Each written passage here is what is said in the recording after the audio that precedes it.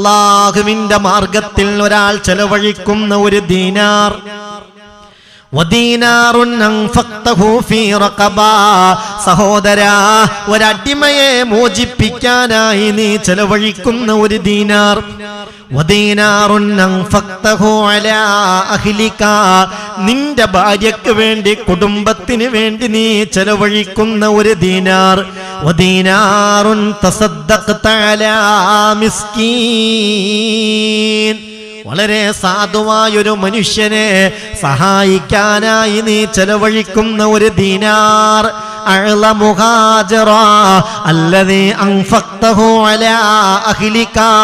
അതിലേറ്റവും പ്രതിഫലമുള്ളത് നീ നിന്റെ ഭാര്യക്ക് നിന്റെ കുടുംബത്തിനായി ചെലവഴിക്കുന്ന ദീനാറാണെന്ന് മഹാനായ മുത്ത് മുഹമ്മദ് മുസ്തഫ